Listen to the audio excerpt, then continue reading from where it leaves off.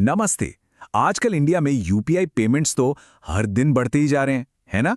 लेकिन इसके साथ ही एक और चीज बढ़ रही है, यूपीआई स्कैम्स। तो आज हम यही समझने वाले हैं कि इन स्कैम से बचना कैसे है और डिजिटल दुनिया में सेफ कैसे रहना है।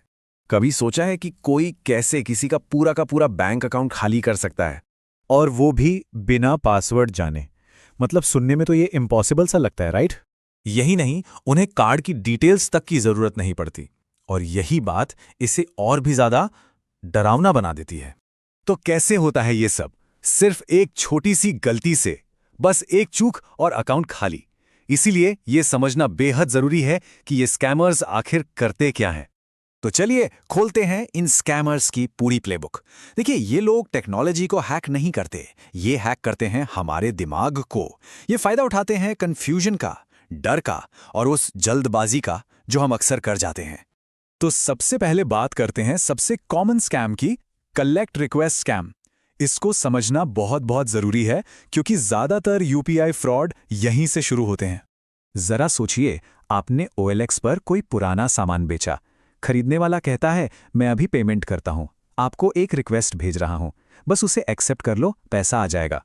आपने अपना पिन डाला और बूम, पैसा आने के बजाय आपके अकाउंट से कट गया। तो यहां खेल क्या है?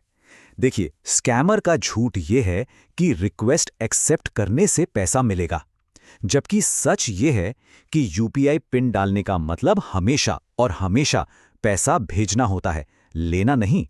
और यही है सबसे बड़ा धोखा। अच्छा, अब आते हैं दूसरे स्कैम पर, जो है QR कोड स्कैम। ये तो हम सब रोज इस्तेमाल करते हैं ना, पर स्कैमर्स इसी का गलत फायदा उठाते हैं। देखते हैं कैसे।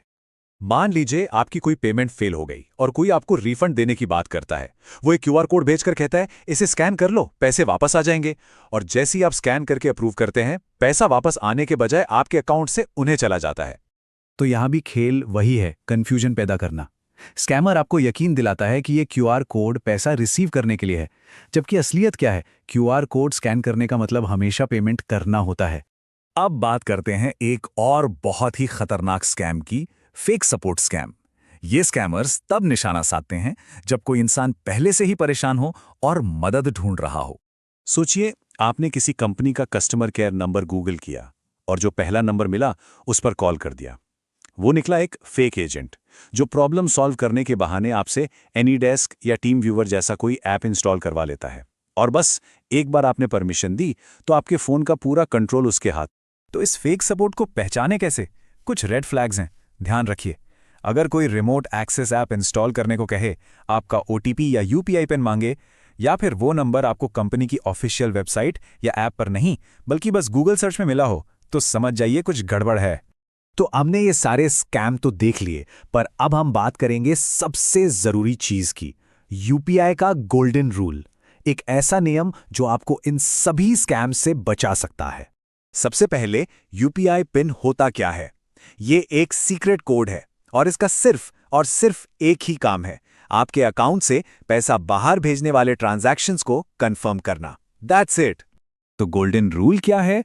वो ये है, पैसा रिसीव करने के लिए आपको कभी भी किसी भी हालत में अपना यूपीआई पिन नहीं डालना होता। बस इस एक लाइन को याद रखिए और आप सेफ रहेंगे।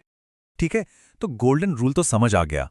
अब चलिए बात करते हैं आपके पूरे डिफेंस सिस्टम की, मतलब एक सेफ्टी चेकलिस्ट और एक इमरजेंसी प्लान।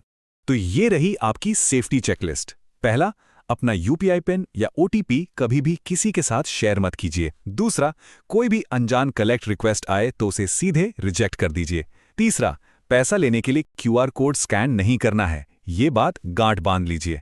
चौथा, कस्टमर सपोर्ट के लिए हमेशा ऑफिशियल ऐप या वेबसाइट का ही इस्तेमाल करें। पांचवा, एनीडेस्क जैसे रिमोट शेयरिंग ऐप से तो बिल्कुल दूर रहें। और हाँ, अपने पेमेंट ऐप्स पर एक ऐप लॉक जरूर लगाकर रखें। और खुदा ना खास्ता अगर कभी कुछ गलत हो जाए तो घबराना बिल्कुल नहीं है, बस फौरन ये स्टेप्स फॉलो करने हैं। सबसे पहले अपने ऐप में जाकर यूपीआई अकाउंट ब्लॉक कीजिए। दूसरा, तुरंत अपने बैंक की फ्रॉड हेल्पलाइन पर कॉल मिलाइए।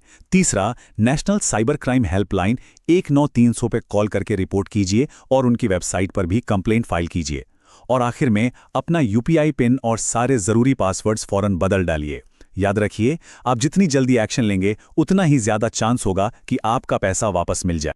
आखिर में बस एक बात हमेशा याद रखिएगा, स्कैमर्स यूपीआई सिस्टम को हैक नहीं करते क्योंकि वो बहुत सिक्योर है। वो हैक करते हैं हमारे भरोसे को, हमारी घबराहट को। तो अब आप इन स्कैमर्स की पूरी प्लेबुक जान चुके हैं और आप पहले से कहीं ज्यादा सेफ हैं। लेकिन असली पावर तब आती है जब हम इस नॉलेज को शेयर करते हैं। तो जरा सोचिए, आज आप ये जानकारी अपने किस दोस्त या फैमिली मेंबर को बताकर उन्हें सुरक्षित कर सकते हैं।